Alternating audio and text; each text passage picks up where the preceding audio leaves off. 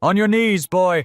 Hands behind your back! Now! Officer Keller slams Marcus Reed, the black groom, down in front of the altar, wrenches his arm until Marcus groans. Should have known your place. Steel cuffs bite into skin. Blood blooms on his crisp white sleeves. Boutonniere crushed under a boot heel. 4 white officers surge into the chapel, uniforms gleaming under sanctuary lights that were supposed to bless a wedding, not a takedown. Harvest Chapel, 4:39 p.m. 187 guests turn to stone. Lieutenant Colin Hart bellows charges into the stunned air. Fraud, conspiracy, forging public records. Marcus's elderly mother crumples in her pew. The bride screams, voice cracking around his name. Then Hart pivots.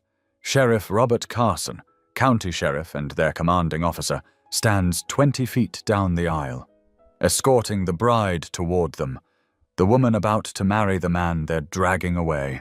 That bride is his daughter, the woman promised to Marcus. Every officer hesitates mid-breath.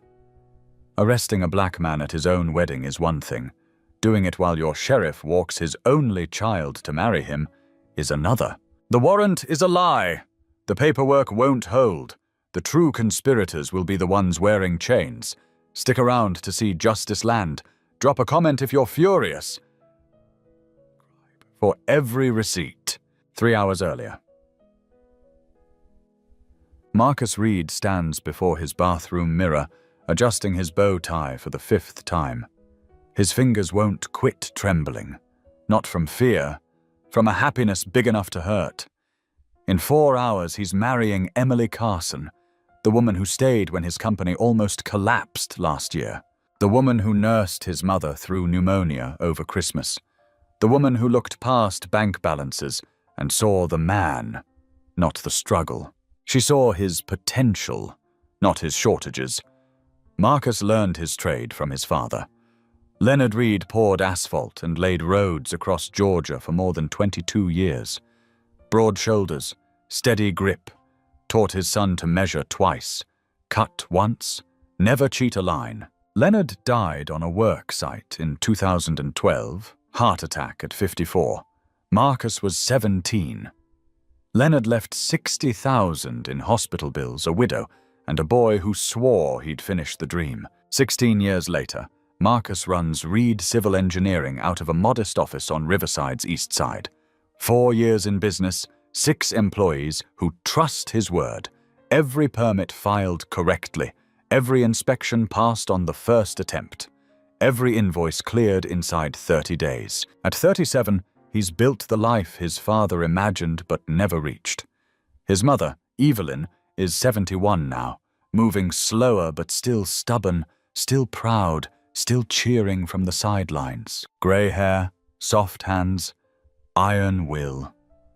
Marcus cleared her medical debt in 7 years, grinding 80-hour weeks at a bigger firm before daring to go solo. Every Sunday morning, they occupy the same church pew Leonard once warmed. Every Wednesday night, Marcus repairs whatever failed in her little house. Leaky faucet, sticking window, humming fridge. She calls him her answered prayer.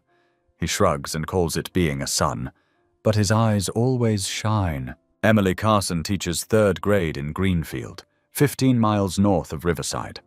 32 years old, patient with kids who stumble over sentences, firm with kids who won't even try. She met Marcus 2 years back at a county forum about the new library renovation. The room overflowed with contractors and politicians.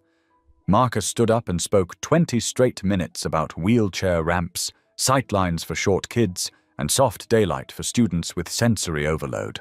Most people scrolled their phones like the meeting was background noise. Emily filled page after page on a yellow legal pad.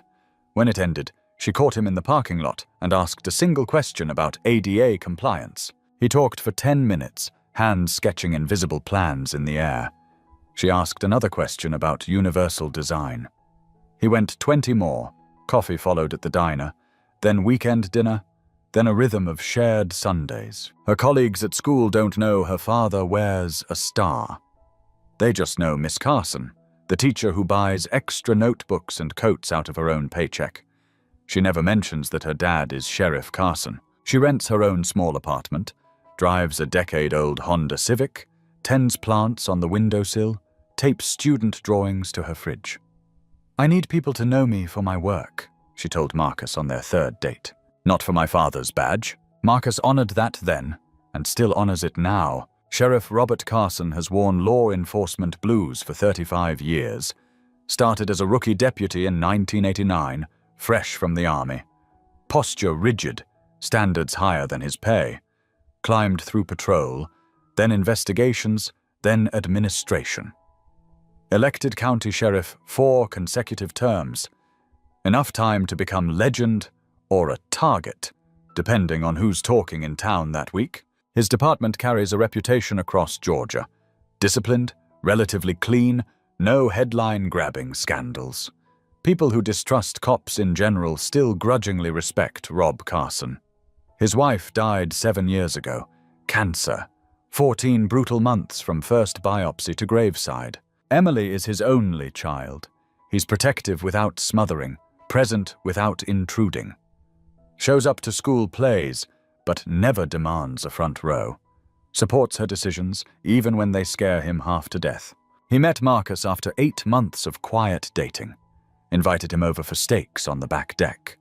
Asked about his business, his long-term plans, his intentions toward Emily. Nothing fancy, just steady, probing questions.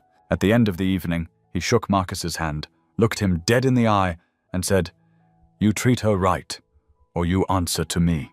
Marcus didn't blink. "Yes, sir, every day." Carson nodded once. Respect planted its first roots. Lieutenant Colin Hart oversees the patrol division under Chief Randall Boone. 45 years old, 21 on the job, former infantry, uniforms razor sharp, tongue sharper. Last year alone, he logged 260 arrests, top of the department by a long shot. 13 citizen complaints about racial profiling in the last 5 years. Every investigation stamped the same way. Unfounded, insufficient evidence, officer exonerated. Hart rarely speaks to the sheriff directly. Different chains, different priorities, different worlds. Riverside County is exploding. 35,000 residents and climbing. New subdivisions creep across fields like kudzu. New schools needed. New sewer lines. New everything. $18 million in the public works budget. Roads to rebuild. Bridges to shore up. Libraries to modernize. Fire stations to expand. Somebody cashes every one of those checks. For decades, that somebody has been Preston Builders, almost by default. Almost like nobody else ever existed. Alan Preston is 58, third-generation contractor royalty. His grandfather poured the foundation for Riverside's first hospital in 1952. His father raised the county courthouse in 1978. Alan has nailed, poured, and paved nearly everything built since. Between 2019 and 2024, Preston Builders snagged 60 county contracts out of 67 total projects.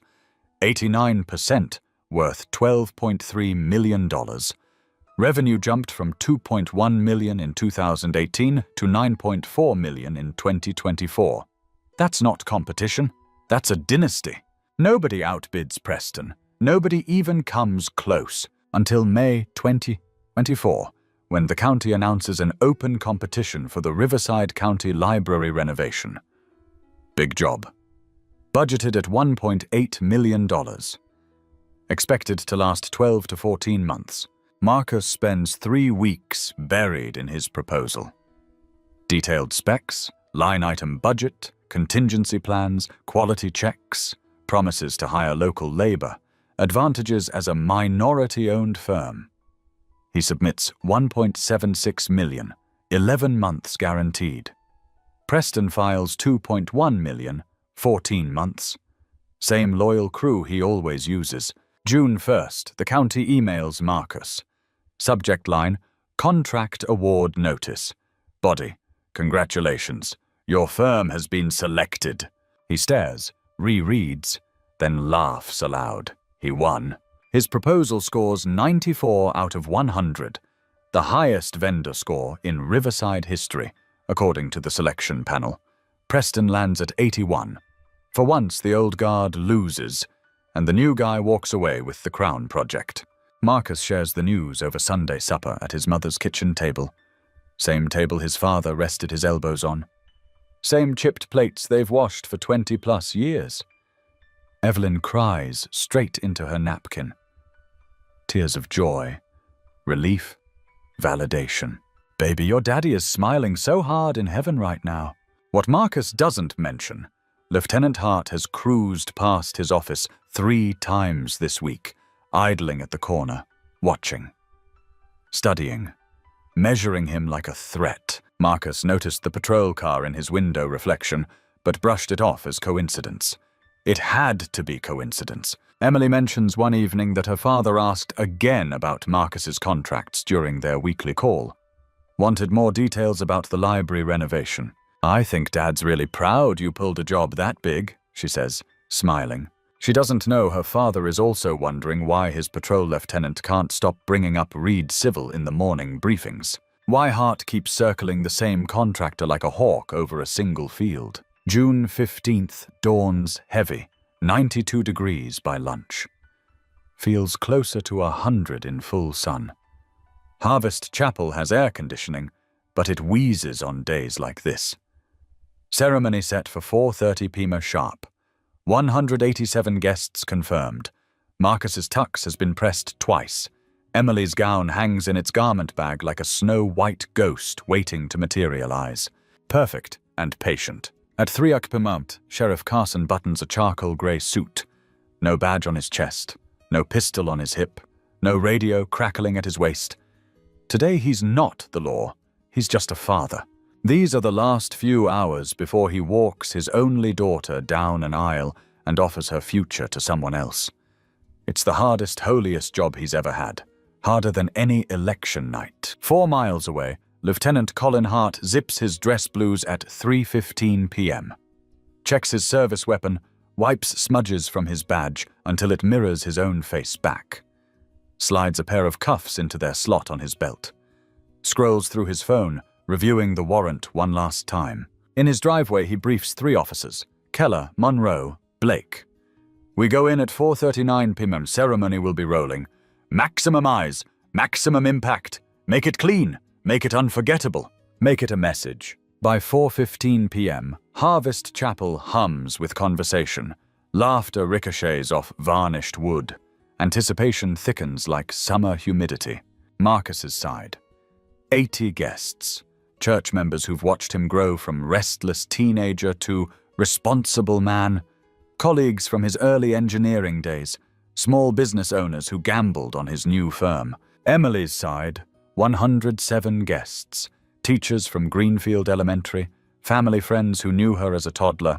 A few county employees who don't realize their boss is her dad. Marcus stands at the altar beside Darius, his cousin and best man, the one who loaned him $5,000 to launch Reed Civil 3 years ago. Reverend Samuel Price, 71, kind eyes behind wire-rim glasses, reviews the ceremony in a low voice. Marcus's hands still tremble, not from doubt, but from emotion too large for his frame. Darius notices and squeezes his shoulder. You straight, cuz? Marcus swallows hard, nods. Best I've ever been. 4:28 p.m. The music shifts. Bridesmaids glide in wearing deep navy dress. 3 women who've had Emily's back since college group projects and heartbreaks. Michelle, her freshman year roommate, closes the line. Next comes the flower girl, Emily's 7-year-old niece, tiny in white lace, scattering rose petals with fierce concentration, tongue poking from the corner of her mouth. Then the ring bearer, Darius's 8-year-old son, carrying their rings on a white pillow like fragile treasure. 4:30 p.m. on the DOT. The music swells into canon in D. Full orchestral recording. Flooding the chapel speakers. Everyone rises together. The rear double doors swing open with rehearsed slowness. Emily appears, haloed in afternoon sunlight. Her gown is simple, fitted, cathedral-length train trailing behind her in ripples. Her arm is linked through her father's. Sheriff Carson in charcoal, no badge, no weapon, no insignia, Just a father in a suit, offering his daughter. They start forward. Traditional tempo, measured and deliberate. One step every couple seconds, 40 feet from doors to altar. Emily's train whispers over polished wood, brushing rose petals to new resting places. Carson's face holds everything a father carries in this moment. Pride so big it squeezes, loss that hollows, love that fills every remaining space. The knowledge that after today, she belongs to her own choices. They are 15 feet in, nearly halfway down the aisle. Marcus struggles to pull a full breath. His chest feels 2 sizes too small. Emily glows under the chapel lights, cheeks flushed, eyes locked on his. 200 phones capture the walk for Instagram stories. Facebook feeds, family chats. Evelyn dabs at her wet eyes in the 3rd row, shoulders trembling. This is the moment. This is the dream realized. This is what Leonard worked toward but never lived long enough to witness himself. 4:31 p.m. everything fractures. The back service doors slam open behind the last pew, not the polished ceremonial doors, but the heavy exits. Bang! Metal on wood, sharp enough to slice through strings and conversation. The music staggers but keeps going, like a runner stumbling mid-stride. Heads turn in sequence, row by row, like dominoes tipping. Confusion washes the chapel.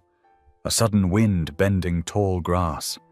A different kind of procession is marching in. 4 officers in dress uniform stride, not stroll, into sacred space. Every step has purpose, weight, intrusion. Boots thump against hardwood in a rhythm that doesn't belong in a church. Thump, thump, thump, thump. Lieutenant Hart leads like he's entering a briefing room, not a wedding.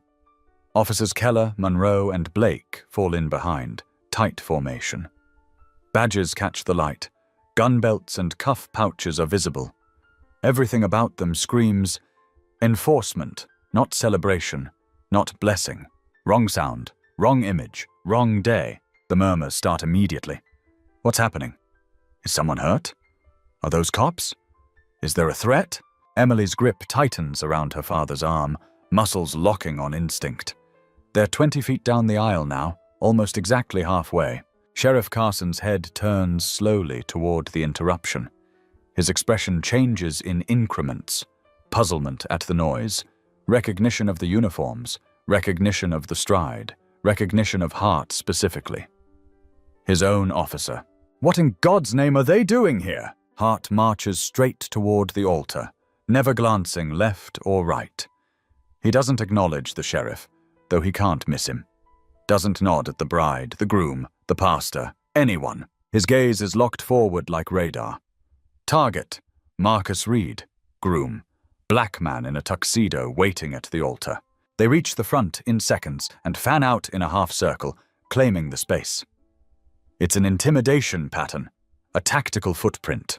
Reverend Price eases backward, palms slightly raised in peacemaking instinct. Officers, this is highly irregular. Hart slices his words in half with a raised hand. That's enough, Reverend. Not another word.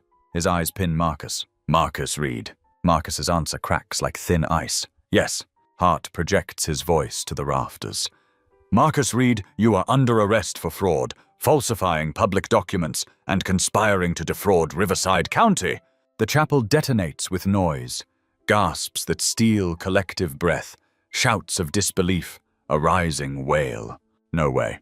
This has to be a mistake. He's the groom. You can't do this now. Hart pulls a laminated card from his inside pocket and begins reading. Miranda writes, voice deliberately loud, every syllable landing like a hammer. You have the right to remain silent. Anything you say can and will be used against you in a court of law. You have the right to an attorney. Marcus tries to speak over him. There's some mix-up.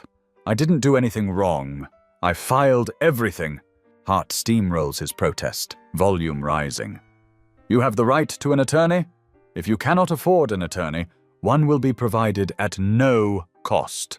Do you understand these rights as I've read them to you? Officer Keller steps forward, cuffs already snapped open, metal glinting under the stained glass light. Sir, turn around. Hands behind your back. Don't make this harder than it has to be. Emily, still 20 feet away, clutching her father's arm, tries to surge forward, tries to run to Marcus. Carson's hand clamps around her elbow. Wait, just wait. She jerks against his grip. Dad, that's Marcus. They're arresting Marcus. You have to stop them. Carson's voice comes out low, strained, controlled. I see it. I see everything happening. Just wait. But Emily tears free, bolting down the aisle, dress bunching, heels clacking. He didn't do anything. Dad, stop them. You're the sheriff. Make them stop. Keller seizes Marcus's shoulder without a shred of gentleness, spinning him so fast he stumbles into the altar rail. Keller yanks his arm behind his back, hard enough to draw a sharp gasp. The first cuff clicks shut, echoing unnaturally loud. Then the second. 2 cold rings locking around a future. Marcus's hands are pinned behind his tuxedo jacket. On your knees, boy. Keller doesn't wait for compliance. He shoves. Marcus's knees slam into hardwood, a sound that makes people flinch. His white rose boutonniere tumbles from his lapel, drifting to the floor like a fallen promise. Keller's boot lands on it, grinding it flat. White petals smear across the wood. Should have stayed in your lane, boy. The slur hangs in the air like smoke, unmistakable. Evelyn rises in the 3rd row, hand clutching her chest. Her face drains of color. Her knees wobble, then buckle. She collapses sideways into the pew. Guests lunge to reach her. Somebody call an ambulance. Ma'am, can you hear me? Give her space, give her air. Hart pulls a folded document from his pocket and holds it overhead like an exhibit. This is a warrant signed by Judge Franklin Preston, dated June 15th, 2024. Timestamp 2:48 p.m. Everything you're seeing is lawful. Every step is by the book. We're just doing our jobs. Only then does he turn. Sheriff Robert Carson stands frozen halfway down the aisle, 20 feet from the altar, still in the position he held while walking his daughter. Emily has broken away. The ceremony is shattered, but his stance remains rigid. His face is unreadable. His eyes, though, his eyes are not. Hart meets that gaze head-on. Sheriff Carson, sir! 10 seconds of absolute silence. 10 seconds in which the only sounds are Evelyn's ragged breathing, a muffled sob in the back row, and the straining whine of overworked air conditioning. Carson's eyes travel deliberately, from Hart's face to Marcus on his knees, to the cuffs, to his daughter sobbing in white, to the warrant gripped in Hart's fist. He is processing, calculating, connecting. Hart doesn't blink. Sir, we have a valid warrant signed by a circuit judge. I'm executing my duty. Carson's voice is softer than it should be, but there's iron underneath. In the middle of a wedding, Lieutenant? Hart's chin lifts. The warrant doesn't restrict timing, sir. It's valid 24 hours a day. Carson's jaw flexes. Whose wedding, Lieutenant? Hart doesn't move. The suspect's wedding, sir. A man under investigation for major crimes. Carson points at Marcus with a trembling hand. That suspect was supposed to be my son-in-law in 10 minutes. That's my daughter's fiancé. That woman sobbing there, that's my only child. This ceremony you bulldozed? I was walking her down this aisle. I was giving her away. Do you have any idea what you've done? Hart's jaw tightens, but he holds his ground. Sir, I understand the timing is unfortunate. I understand this is your family, but the law doesn't bow to convenience. The law doesn't care about feelings. The law cares about justice. Marcus Reed broke the law. Carson takes one step forward. Just one, but the effect is immediate. Every officer's hand twitches toward their belt. Tension spikes like static before lightning. Let me see that warrant now. Hart passes it over, fingers steady. Carson unfolds it slowly, deliberately, hands shaking anyway. He reads every printed line, every handwritten note. His eyes narrow at the signature block. This says Judge Franklin Preston signed at 2:49 p.m. today, this afternoon. Yes, sir. That's correct. Hart replies. Carson's voice cools. Judge Preston was on the bench until 3:15 p.m. today. I know because I checked his docket this morning. He had the Stevens v. County hearing. His chambers are in Glenville, 25 miles north. Carson looks up, gaze sharp as a blade. So tell me, Lieutenant, How exactly did Judge Preston sign this at 2:49 when he was sitting in a courtroom in another city? Hart's tone doesn't waver. With respect, sir, I don't manage court schedules. I execute warrants that appear valid.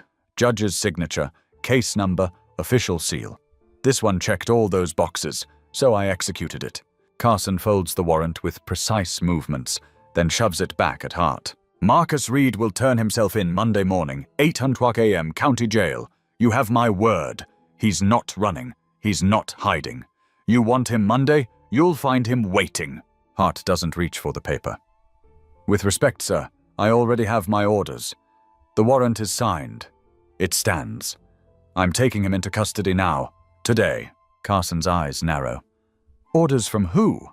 Whose bright idea was it to storm a church and drag a man out in front of his family? Hart answers without blinking. From the district attorney's office. From the warrant itself. From the law. The same law you swore to uphold, Sheriff. The standoff lasts another 5 seconds. Sheriff against lieutenant. Elected official against career cop. Father against subordinate. Authority squaring up to authority. Two men absolutely convinced they are each right. Then Carson makes his choice. He steps to the side. Barely moves. Just enough. His voice drops low. This isn't finished, Lieutenant. Not by a long shot. Hart nods once toward Keller. Get him up. We're moving. The decision is made. The damage is permanent. Keller hauls Marcus to his feet by the cuffs. Metal digs deeper into already raw wrists. Marcus strains to turn his head, to snag one more look at Emily. Keller shoves him forward. Eyes ahead, keep walking. They escort him down the aisle he was supposed to walk as a husband. Same 40 feet Emily just traveled toward him. The path meant for rice and applause is now a corridor for humiliation. A live-streamed perp walk. 87 steps from altar to exit. Marcus counts each one because it's the only thing he can control. Guests line the pews like a human gauntlet. Some weep openly. Some film on their phones, hands shaking. Some stare, stunned into silence. Evelyn lies across the pew as 3 women fan her, speak her name, check her pulse. She's conscious now, but barely. Something foundational inside her cracked the moment she saw her son in cuffs at his own wedding. Darius's voice erupts from behind them. This is straight garbage! Marcus didn't do anything! He's innocent! Hart doesn't turn around, doesn't respond, keeps marching with military precision. Marcus passes faces that built his life. Mr. Chen from church, who always sat 2 pews behind his family. His old supervisor from the engineering firm who wrote his first recommendation. The county librarian who congratulated him personally when he won the library bid. A dozen contractors who trusted his word. Their expressions tell the story. Shock, confusion, disappointment, fear. Some are already calculating whether being seen beside Marcus will cost them jobs. Emily runs parallel to the procession, her wedding dress dragging through scattered petals, train darkening with dust. Makeup streaks down her cheeks. Dad, do something! You're the sheriff! You can stop this! Please! But Carson stands in the aisle like a statue, watching his own department break his daughter's heart, watching and not moving, watching and staying silent. They reach the back doors. Afternoon sunlight pours in, burning hot compared to the air-conditioned chill. Heat slams Marcus like a second shove. A squad car idles 30 feet away, engine humming, ready. Lights off but poised. Hart yanks the rear door open. Routine gesture made cruel by context. Keller pushes Marcus's head down, one hand on the back of his skull, and shoves him onto the vinyl seat. The door slams, metal and glass sealing him off from his life. Caged, cut off from his wedding, cut off from everything he was about to promise. At 4:52 p.m., 18 minutes after the first shout echoed through the chapel, the patrol car rolls forward. Marcus twists to stare through the rear window. Harvest Chapel shrinks into the distance. Emily collapses on the front steps, white dress puddled around her like spilled milk. Her father stands over her, arms useless at his sides, not touching, not comforting, just standing. The wedding that never happened gets smaller and smaller until the car turns a corner and it vanishes behind trees and houses. By 5:15 p.m., the first video hits social media.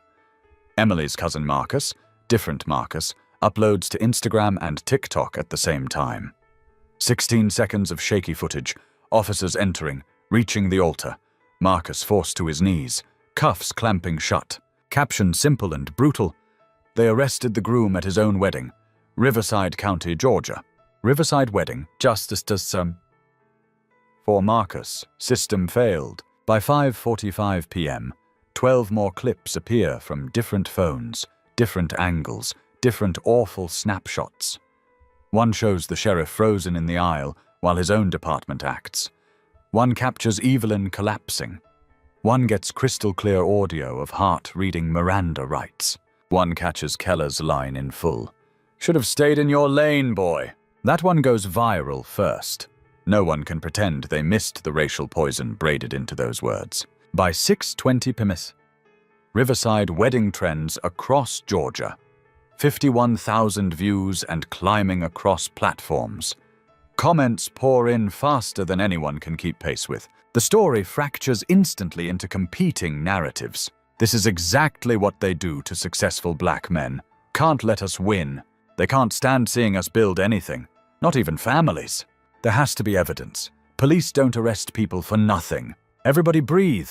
Wait for the facts. The internet doesn't wait. Another thread focuses on the sheriff. That's Sheriff Carson's daughter. His own officers did this in front of him. Why didn't he shut it down? He has authority. Maybe he doesn't. A warrant's a warrant. Even sheriffs have rules. He did what he had to. That warrant's dirty and everybody knows it. This whole setup stinks. The comments divide almost neatly in half. Half insist Marcus is innocent, targeted for being black and successful.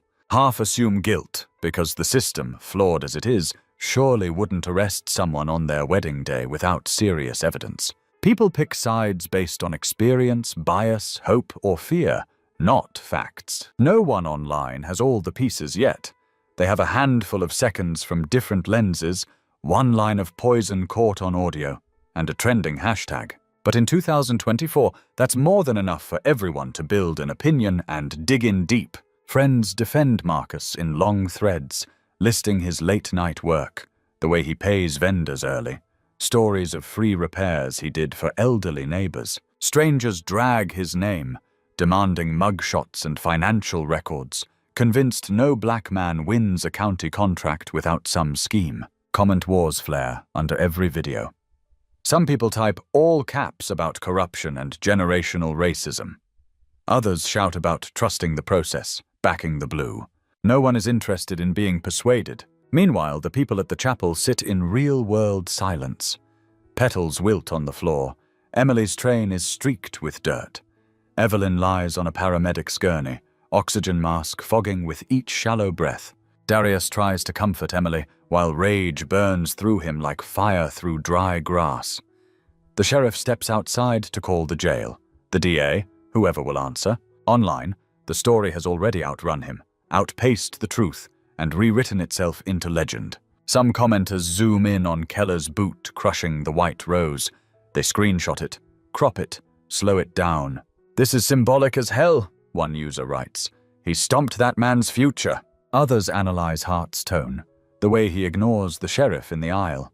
You can tell he thought he was untouchable. Deep dive threads appear, pulling court dockets, campaign donations, construction contracts, everything public about Preston, about the sheriff, about county money. Conspiracy maps bloom overnight. A few users claim to know someone inside the department. Anonymous accounts talk about whispers of pressure to keep certain contractors happy. Nothing verifiable, all of it gasoline. People repost old photos of Marcus at ribbon cuttings, of Emily reading to kids in her classroom, of Sheriff Carson standing beside Preston at groundbreakings. They stitch them together like evidence boards. It doesn't matter that half the connections are guesses. The narrative feels true to the people who already believed it. Others plant their feet on the opposite side. If there's a warrant, there's a reason. Judges don't sign off without probable cause. Folks need to stop turning everything into a race war. They point to Marcus's success as proof the system can't be completely rigged. Someone finds an old picture of Marcus at a barbecue where beer bottles are visible and tries to spin it into something sinister. It doesn't stick, but it adds noise. Local news stations start scraping the viral clips for the evening broadcast. Producers argue over which angle to lead with: the cuffing, the collapse, the sheriff's motionless silhouette. Reporters call the sheriff's office for comment and get a bland statement about an ongoing investigation. Lawyers watch from home and smell a civil rights case. Activists screen record everything before any platform can take it down. The wedding guests pass phones around, reading comments about an event they just lived through. People who were never within 100 miles of Riverside swear they know exactly what happened. Some say this is the latest chapter in a centuries-long story. Others say it's an isolated incident where a hard-working cop did his thankless job. The truth is still buried in paperwork, emails, whispered conversations, and one questionable signature. But online, verdicts have already been handed down. There is no jury selection, no voir dire, just followers, likes, and rage. By nightfall, local politicians are quietly drafting statements in case the story grows. The county commissioners email each other, wondering how exposed they are. Preston Builder's office closes early, blinds drawn, phones rerouted to voicemail. At the jail, Marcus sits in an intake cell, replaying every second from the moment the service doors slammed. At her apartment, Emily curls on the couch in a torn wedding dress, scrolling through videos of the worst day of her life. Comment counts tick upward. Threads multiply. National accounts begin to notice the hashtag. Some frame it as a clear-cut example of systemic racism. Some frame it as a clash between personal loyalty and professional duty. Some just see content to farm. Underneath it all, one thing stays constant: the split. Roughly half the people typing believe Marcus is a victim of a rigged game, punished for daring to succeed. The other half believe he's probably guilty of something. They trust the warrant more than the man in cuffs. They trust uniforms more than witnesses. Even sheriffs have to follow the law, one commenter writes. He did the right thing. Another replies, that warrant is dirty, and everyone can smell it from here. The whole situation reeks. But social media doesn't wait for audits or court dates. The comments, nearly 50-50, harden into opposing walls. Nobody has the full story yet. Everybody, absolutely everybody, already has a verdict. Everybody's got an opinion. Marcus sits alone in holding cell B3 at Riverside County Jail, still wearing his tux, dried, rust-colored streaks on his wrists where the cuffs tore skin. They took his belt, shoes, bow tie, watch. Left him only shirt and slacks. The cell is maybe 8 by 10. Concrete painted sickly beige. Metal bench bolted to the wall. Toilet in the corner. No lid, no partition. No comfort, no dignity. 6:30 p.m. A corrections officer appears with a battered corded phone. One call, 5 minutes, that's it. Marcus dials Emily. She picks up before the first full ring. Marcus, oh my God, baby! Are you okay? Are you hurt? His voice splinters high, almost adolescent. I don't understand this. I filed everything right. Every document, every permit, every form. I kept copies. I can prove it. I know you did, she says, breath shaking. My dad's on the phone right now, trying to figure out what happened, how they even got a warrant. Marcus presses his forehead to the cinder block. Emily, I didn't do anything wrong. I swear to you. I know. I believe you. Everyone who actually knows you believes you. Her voice breaks again. We're supposed to be married right now. Right this second, we should be at the reception, making corny speeches, dancing to bad music. This was supposed to be the best day of our lives. Silence fills the static. Then Emily sobs, full body crying, struggling for air. Marcus shuts his eyes, clutching the receiver. He wants to hold her, to wake up from this. I'm going to fix this, he says, forcing steadiness he doesn't feel. I promise I'll fix it. Don't promise what you can't control, she whispers. Just stay safe in there. Keep your head down. Don't talk to anyone about the case. I'll come as soon as they let me visit. The guard taps 2 fingers against his watch, impatient. Time's up. Marcus swallows everything he wants to say, hangs up, and hands over the phone. He returns to the metal bench, stares at beige paint, tries to think. Fails. Outside, the story draws blood, and the press pack smells it. By 7, 3 news vans clog the curb. Reporters assemble on the courthouse steps across from the jail, tripods sprouting like metal weeds. Light stands click on. Microphones get tested. This headline is irresistible, too neat, too explosive. Sheriff's daughter. Wedding ruined. Black groom. White officers. Viral videos. Whispers of corruption, racism, power abuse. A news director's dream buffet. Sheriff's daughter's wedding shattered by arrest. Black groom cuffed at altar. They practice taglines between takes. Channel 5 goes first at 7:30 p.m. Breaking tonight out of Riverside County, the anchor says, solemn. A wedding turned into a crime scene when local civil engineer Marcus Reed was taken into custody on fraud charges.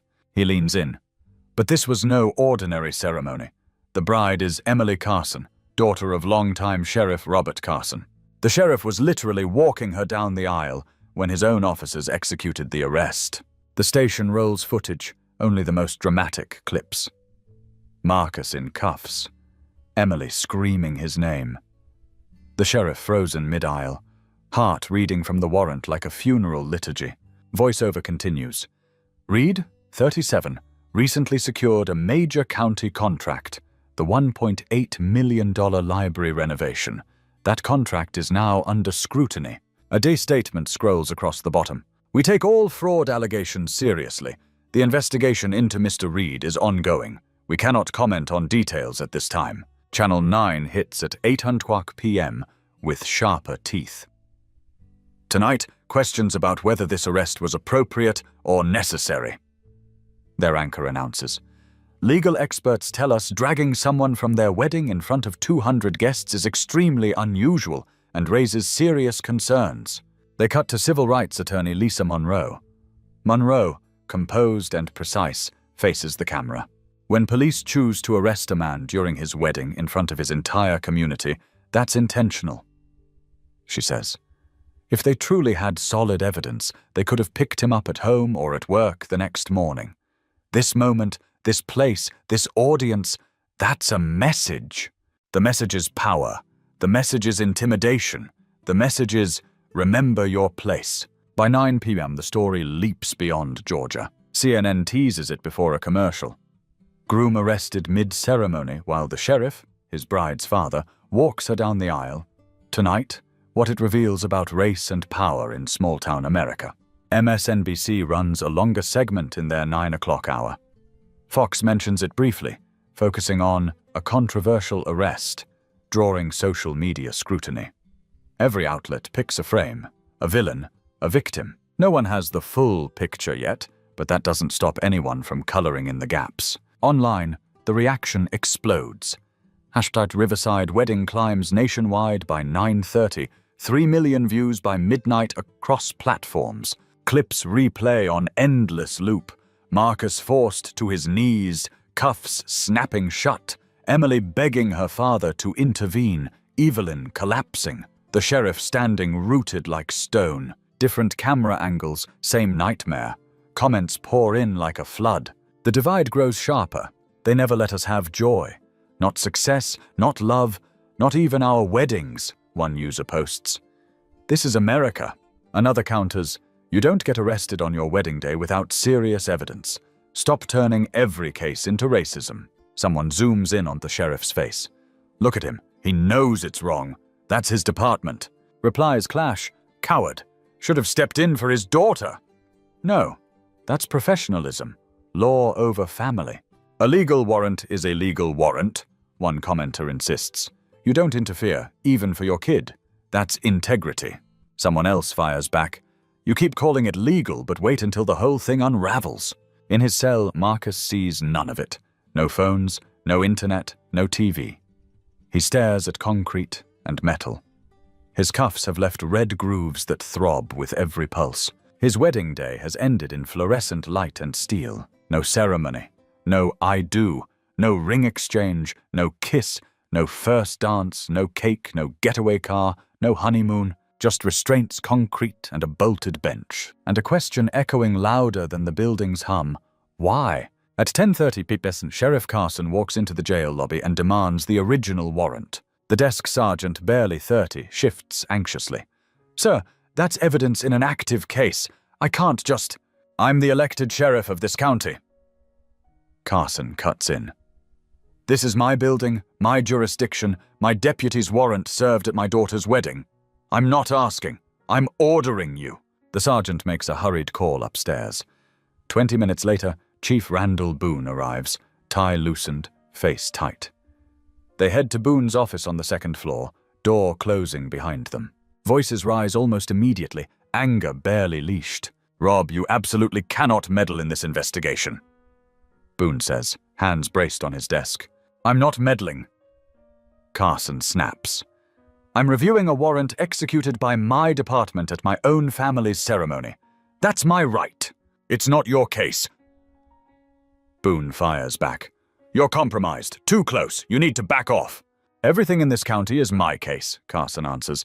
Now slide me the damn warrant. Boone studies him for several seconds, then shoves the document across the desk. Carson reads it again, slower, hunting for what he missed earlier under the stained glass glare. Signature line, Judge Franklin Preston. Date, June 15th, 2024. Time, 2:49 p.m. Carson pulls out his phone, opens the public court calendar. June 15. Case Stevens v. Riverside County. Hearing from 2 o'clock to 3:45 p.m. Location, Glenville Courthouse, 25 miles away. He runs the math automatically. That's at least a 30-minute drive, even flying. Preston was on the bench at 2:49 in another courthouse, another town. Signing here, then, is physically impossible. Carson looks up slowly. This warrant is fake, he says. Boone's jaw hardens. That's a very serious allegation, Rob. So is fabricating a warrant. Carson replies. Preston literally could not have signed when this says he did. It's basic geography. Maybe he signed earlier and the timestamp's wrong. Admin glitch. Boone suggests. Maybe. Carson says. Or maybe this entire arrest is garbage from top to bottom. They glare across the desk. Sheriff and chief, elected and appointed.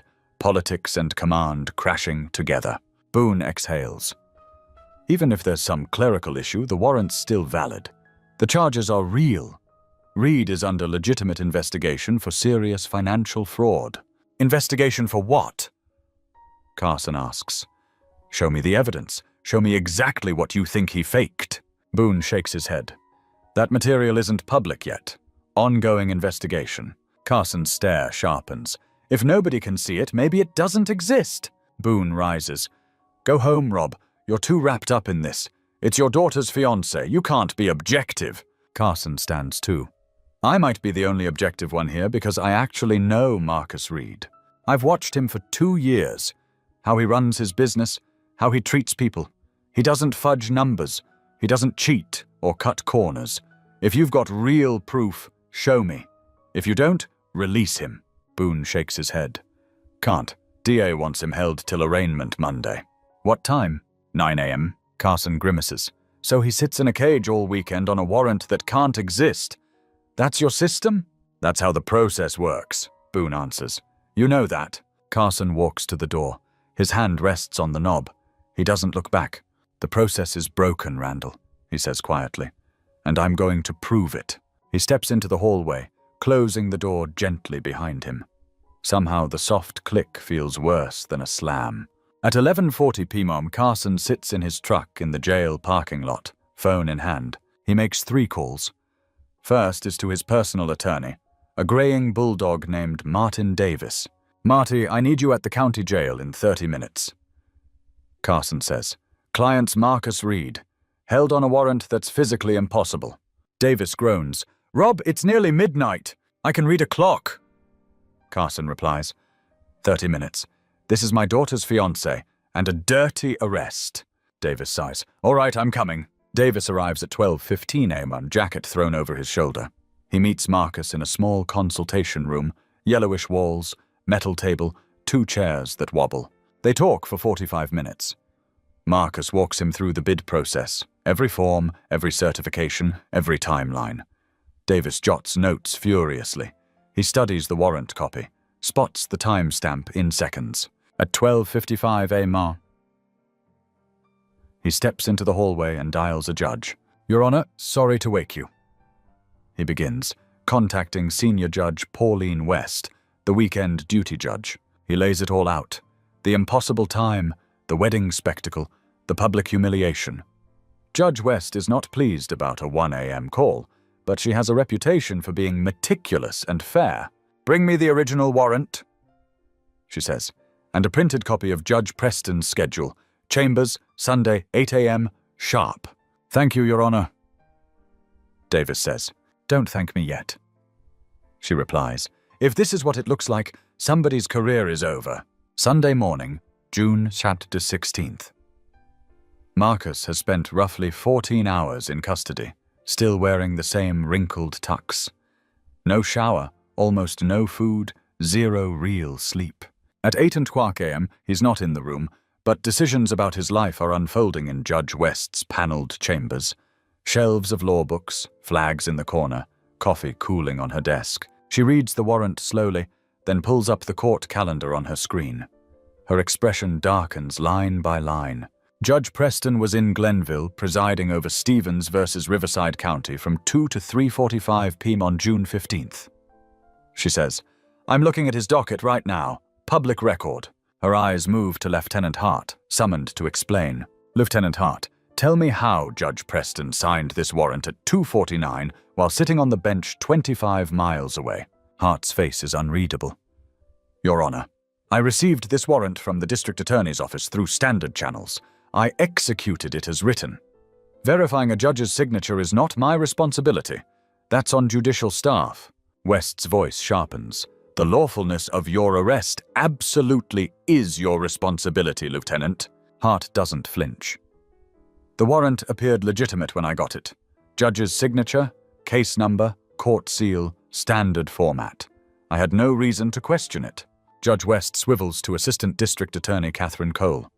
"Ms. Cole, explain this." Cole shifts in her seat.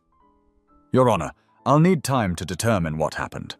This warrant passed through our usual procedures. If there's a timestamp error, this is not a simple timestamp error." West interrupts. "We are talking about physical impossibility.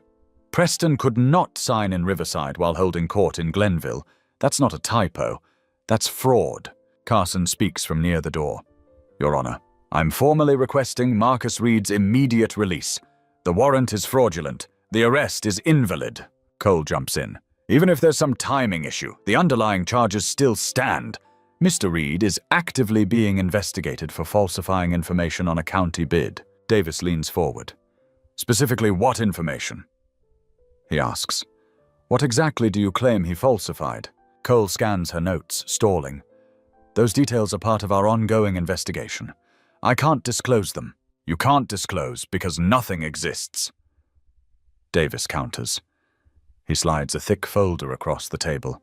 "Here is every document Reed submitted for the library project. Permits, certifications, financial disclosures, references, all vetted by the county's evaluation team. All legitimate. I had an independent forensic accountant go through everything last night. No discrepancies, no cooked books, nothing." Judge West reads. 10 slow minutes tick by. Pages rustle. No one speaks. Finally, she closes the folder. "I'm releasing Mr. Reed on his own recognizance, effective immediately," she says, "pending a full inquiry into how this warrant was created." She looks at Cole. "Miss Cole, I want a detailed report on my desk by Wednesday. Explain who requested this warrant, who drafted it, who signed it, and how that impossible timestamp ended up there. Lieutenant Hart, you are to have no further contact with Mr. Reed unless substantial new evidence appears." She turns toward Carson.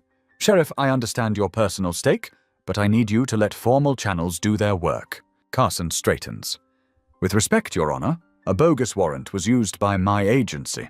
That's my mess. It's directly within my duty to investigate what happened. West studies him. Fine, but the moment I learn you're obstructing the criminal side of this, I will hold you in contempt. Understood? Understood, Your Honor, he says. At 9:15 a.m., Marcus steps into the blinding Sunday sunshine outside the jail. Davis stands by the door. Sheriff Carson waits nearby. Emily is already there. Torn makeup, yesterday's dress traded for jeans and a hoodie. The instant she spots Marcus, she bolts across the pavement and crashes into him, arms around his neck. They hold each other in the parking lot, clinging like life preservers. No one speaks. They don't need to. After a long moment, Carson approaches, hat in his hands. Marcus, I'm sorry, he says quietly. This never should have happened. To you or anyone. Marcus sees the uniform, the father, the man split down the middle. It's not your fault, sir, Marcus says. You didn't sign that paper. Carson shakes his head. It happened under my badge, in my county. That makes it mine, and I'm going to fix it. Emily looks between them. What happens now, Dad? She asks, voice raw. Carson's answer is steady. Now we figure out who did this, and we make damn sure they answer for it. Monday, June 17th, another battlefield, a newsroom. Investigative reporter Rachel Vega sits at her cluttered desk at the Riverside Chronicle. Nearly 17 years digging into corruption, 2 major exposés, 1 state journalism award. She replays the wedding arrest video, lips pressed thin. Something's off. She files public records requests. By Tuesday, she has county contract data. A spreadsheet shows 67 contracts since 2019. Preston Builders landed 60 of them, 89%, totaling $12.3 million. Before 2019, they won about 40%. After 2019, nearly everything. What changed? She pulls personnel records. Public info. March 2019, Lieutenant Colin Hart promoted to head of patrol. The same window where Preston's win rate spikes. Wednesday morning, she meets Marcus at a diner booth and spreads printouts between the coffee cups. I cross-checked Hart's arrest history with county awards, she explains. Every time he busted a minority contractor, Preston Builders snagged that project afterward. Marcus stares at the table, stunned. This isn't bad luck, he says quietly. It's a machine. Rachel nods. Look, Malcolm Willis, electrician, arrested June 2021. Preston gets the fire station job. Isaiah Jordan, plumber, arrested August 2020. Preston wins the school renovation. Terence Dean, concrete contractor, arrested November 2022. Preston lands the bridge repair. She flips another page. 6 minority-owned firms total. Same pattern every time. Wednesday afternoon, Rachel files a public records request for county emails. Search terms. Preston Hart bid contract. The county drags its feet. Her paper's lawyer threatens a lawsuit. On Thursday, the county caves and dumps 8,000 emails on her. She spends half the night reading. Friday morning, she finds the gold. An email from Hart to Alan Preston dated June 10th. Subject: Target flagged. Body: Reed Civil scored 94 out of 100. Too high. Need to fast-track usual process. A follow-up dated June 12th. Warrant request filed. Judge Preston handling. Friday ceremony best for maximum impact. A third on June 14th. All set. 4:39 p.m. tomorrow. Have your crew ready for library start July 1st. Rachel's hands shake as she scrolls. This wasn't random. It was scripted. Saturday, she forwards the emails to Lisa Monroe. They meet in Monroe's office. Lisa reads, eyes hardening. This is a conspiracy, she says flatly. We need Hart's financial records. Monroe adds, think we can pry them loose? With a federal civil rights lawsuit. Rachel replies, discovery gives us subpoena power. Monday, Monroe files suit. Marcus Reed v. Colin Hart, Preston Builders, and Riverside County. The dam breaks. The emails hit the public docket. The coverage ignites again. By Thursday, discovery yields Hart's banking data. 8 mysterious deposits into an offshore account, $43,250 each, totaling $346,000. Each deposit arrives within 2 weeks of Preston winning a major county contract. Friday, Rachel publishes the bombshell. Headline, Lieutenant took $346K in kickbacks to target black contractors. 300,000 views in 6 hours. Carson reads the article at his desk, jaw set. He sees the names, the numbers, his department, his responsibility. He picks up the phone and calls the FBI field office in Atlanta. "I need to report corruption," he says. "My officers and a circuit judge are involved. We need federal eyes." The agent's tone changes instantly. "We'll have a team there Monday," she promises. Monday, July 1st. Marcus arrives at his office to find a notice taped crooked on the door. State Licensing Board. Contractor license. Suspended pending investigation. All active contracts frozen. By 10 a.m., both major clients have called to terminate. School district, $290,000 gone. Hospital, $680,000 gone. 60% of projected annual revenue evaporates before lunch. By noon, 3 employees quit, eyes apologetic but resolute. "We've got kids, mortgages, we can't gamble our futures," one says. By 2, Marcus sits alone in the quiet office, surrounded by rolled-up blueprints and dark computer screens. 3 years of sweat and sacrifice crumble in a single business day. Tuesday, Chief Boone faces cameras at a press conference flanked by department flags. "Internal Affairs has found no evidence of misconduct by Lieutenant Hart," he announces. "He remains on active duty." Marcus watches a clip on a borrowed phone, disbelief turning to fury. Wednesday, an unknown number calls. A low, distorted voice warns, "Drop the lawsuit. Walk away. You don't understand how deep this goes." Marcus relays it to Carson. The sheriff orders patrol units to cruise Marcus's street and Emily's apartment. He doesn't pretend it's paranoia. Thursday, Emily's school board pulls her into a tense meeting. Afterwards, she calls Marcus, voice ragged. "Parents complained. They're moving me out of the classroom.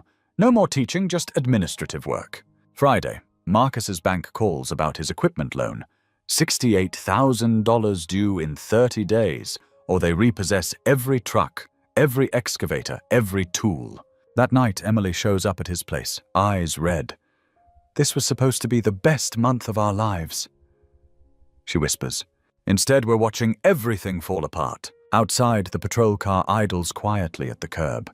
Inside, the future they built together feels like it's collapsing in slow motion. Saturday, July 6th, 2:30 a.m. Marcus sits on the same lakeside pier where he proposed, shoes off, feet dangling over dark water. He's thinking about disappearing, starting over somewhere no one knows his name. Emily finds him, settles beside him without a word. They sit with the chirp of insects and soft slap of waves. Finally, he says, "I called Malcolm Willis, the electrician Hart nailed in 2021. He told me to run. Said fighting cost him everything. Now he drives trucks in Alabama." Marcus glances at her. "Do you want to run?" He thinks about his father, about the day Leonard came home fired, shoulders slumped, spirit gone. "He gave up," Marcus says quietly. "Worked himself into the ground and died at 54. I promised myself I'd never let them break me like that." Emily squeezes his hand. "This isn't just your father's story," she says. "It's every black man who tried to build something and watched it get taken. Whether we stay or run, the system keeps going. But you're not just some symbol. You're my person. You matter to me. Is that enough to keep you here?" Sunday morning, Carson sits at his kitchen table with a stack of old files. Every complaint ever lodged against Hart since 2017. 12 in total. All dismissed. Same internal investigator. Same supervising captain. A circle protecting itself. He calls Malcolm Willis. "I'm sorry," Carson says. "I should have dug deeper years ago." Malcolm's reply is bitter. "If you really want to fix it, Sheriff, you burn the whole thing down. Everyone who knew, including you." The line goes dead, leaving Carson staring at his own reflection in the dark window. Tuesday, July 9th, Malcolm calls Marcus back. "I saw the emails, the bank records. I'm done hiding. I'll testify." That afternoon, Isaiah Jordan phones. "Whatever you need, I'm in." Then Terrence Dean. "Count me too." By Wednesday, all 6 targeted contractors have reached out, ready to stand publicly. Thursday, Rachel publishes another piece. 6 victims, 1 system. Subtitle: How Riverside's Machine Crushed Minority Contractors. 5 million views in 24 hours. Friday night, local pastors and organizers host a town hall at New Hope AME Church. Building capacity is 300. Nearly 450 people pack the sanctuary. Folding chairs line the aisles. Some stand in back. Malcolm speaks first. "I ran," he admits. "I thought I had no choice. Marcus showed me we do. I'm done running." Marcus speaks last. The room goes quiet. "They did this to make an example," he says, voice steady. "To tell us, stay in your lane. Don't challenge the old guard. I'm not going back to my place. I'm staying in this fight." The sanctuary erupts. Applause, shouts, people on their feet. By Sunday, a petition demanding federal intervention and local reform has 2,300 signatures. Monday morning, organizers deliver it to the County Commission, FBI, and Justice Department. Tuesday, Officer Jenny Blake walks into Lisa Monroe's office, uniform neatly pressed, eyes haunted. "I want immunity," she says. Monroe calls the FBI immediately. Agents arrive within the hour. In a conference room, Blake admits what she's seen. "I knew Hart was dirty," she says. "I took pictures of his bank statements." She slides a folder across the table. Printed screenshots. 8 suspicious deposits highlighted. One agent flips through and mutters, "This changes everything." Wednesday, July 17th, federal agents move. At 6:15 a.m., FBI teams fan out to 8 locations. They hit Hart's house, Preston Builders' offices, Judge Preston's chambers, and several county storage sites. Computers are boxed. Hard drives, phones, paper files, all seized. Thursday, an audio recording leaks, 18 minutes of Hart and Alan Preston talking in Preston's pickup back in March. On the tape, Hart grumbles, "This Reed guy scored 94.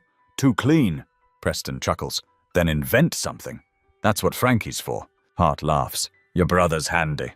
Preston answers, "Family business. Frankie signs papers, you make arrests, I get contracts, and we split the take." The connection snaps into focus. Judge Franklin Preston and contractor Alan Preston, brothers running a racket. Friday, the FBI announces 12 arrests. Hart on 12 counts, including bribery and civil rights violations. Alan Preston on 9 counts. Judge Preston on 15. Rachel posts the full transcript. 6 million reads in 8 hours. Comments erupt. "They bragged about destroying lives," one person writes. Another, "And they thought Carson would never do anything. Joke's on them." Monday, August the 2nd. The County Commission holds an emergency hearing. Chamber seats 300, but 500 residents crowd inside. Cameras everywhere. Marcus speaks first. "I was arrested at my wedding because I won a contract fairly," he says. "But this stopped being just about me a long time ago. 6 black-owned companies were targeted for daring to compete."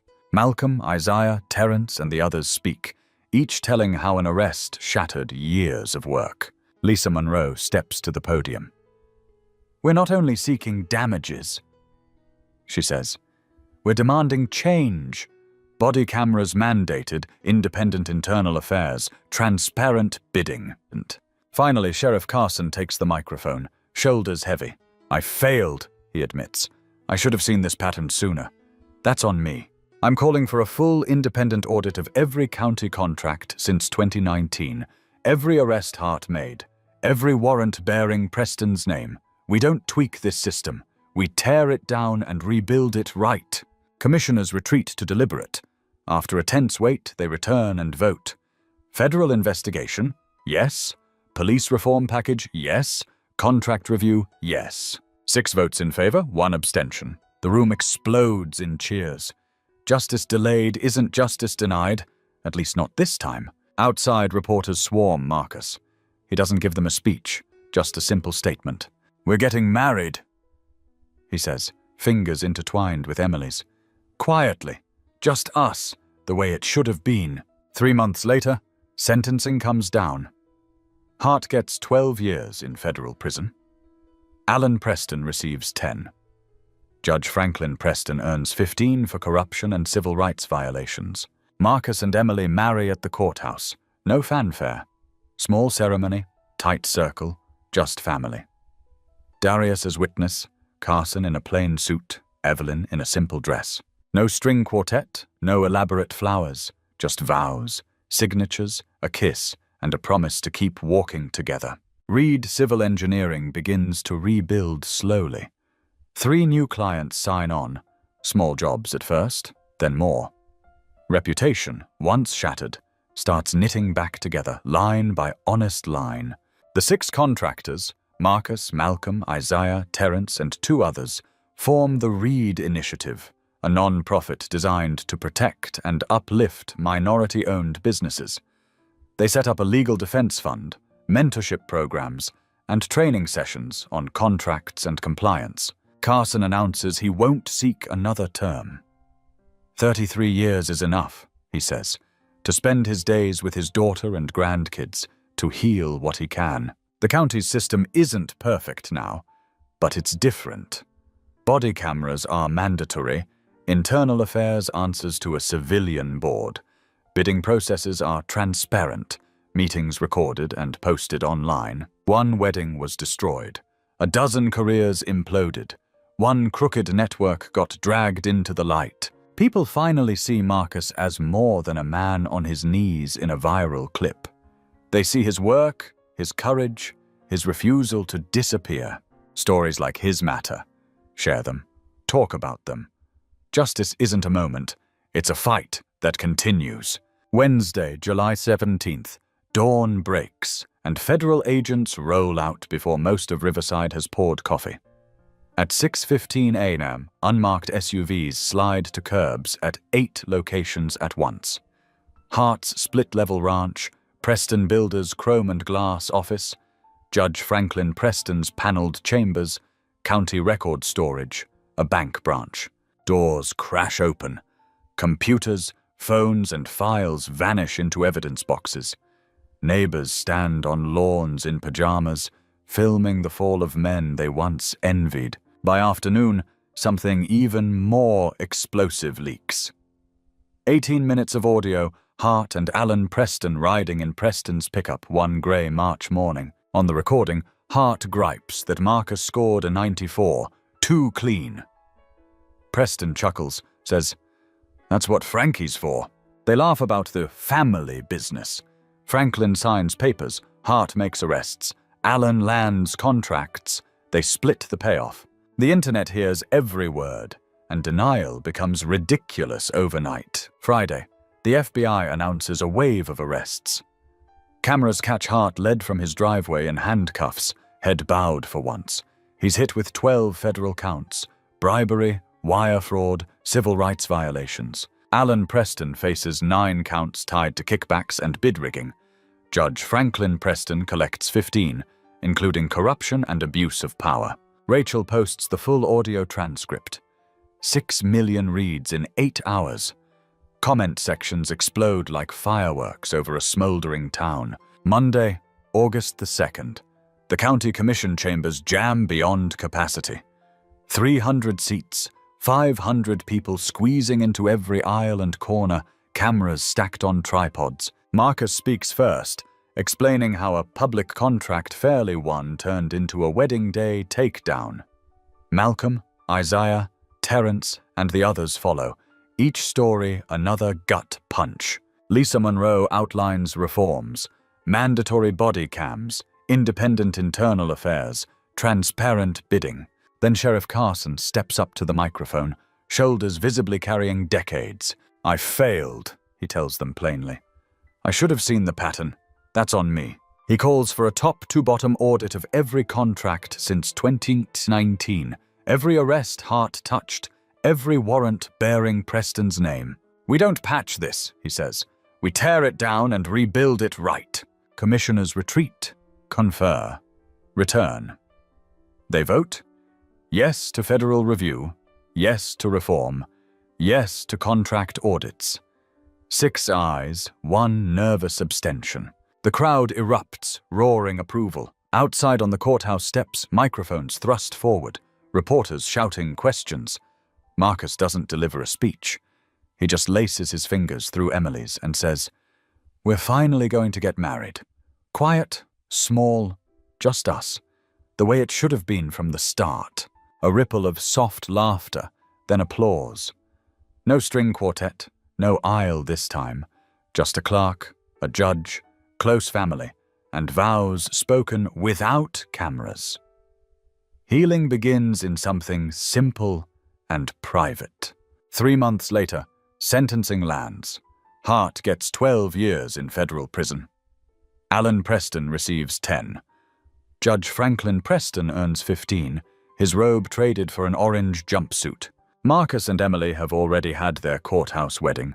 Darius signing as witness, Evelyn tearing up in the front row, Carson standing proudly in a plain suit. Reed Civil Engineering, once nearly destroyed, starts to climb back. New contracts, cautious clients, each job another brick in his reclaimed reputation.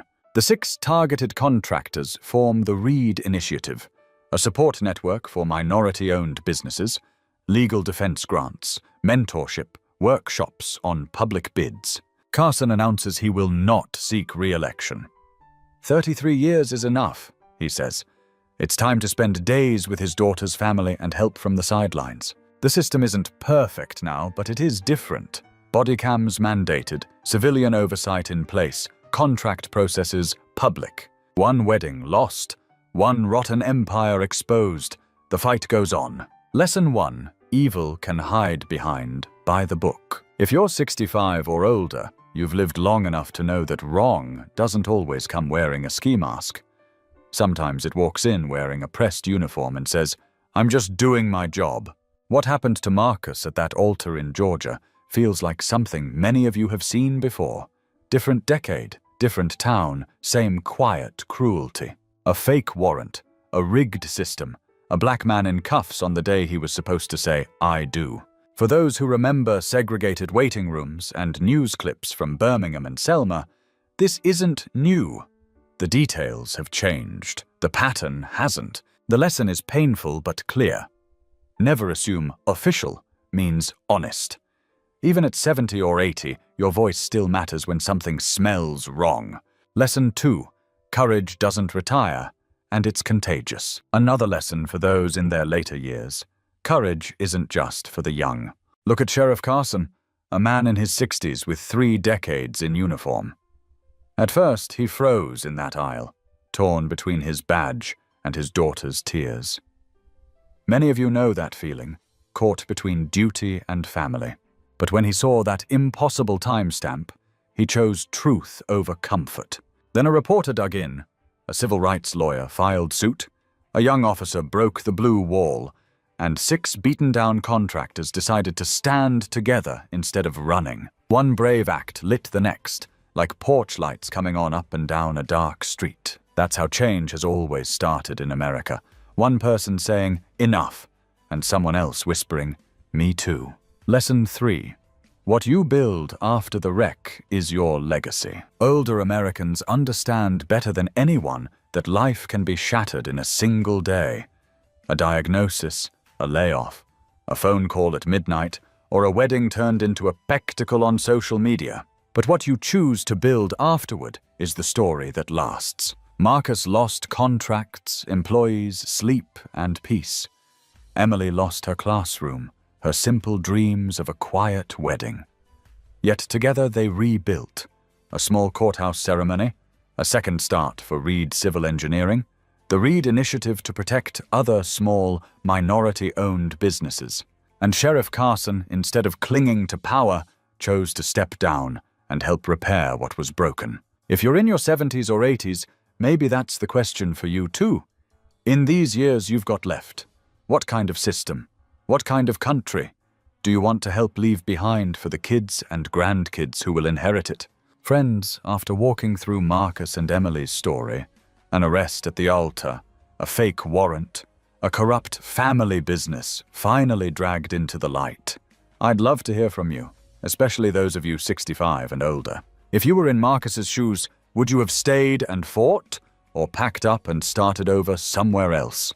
And if you were Sheriff Carson, would you have risked your career to expose the truth? Share your thoughts and your own experiences with injustice in the comments. Please like this video, subscribe to my YouTube channel, and hit the bell so you don't miss the next powerful story and lesson. This is a fictionalized performance. No real people, cases, or events are depicted. This video is not news, not a documentary, and not based on real events. It is a creative storytelling approach aided by artificial intelligence.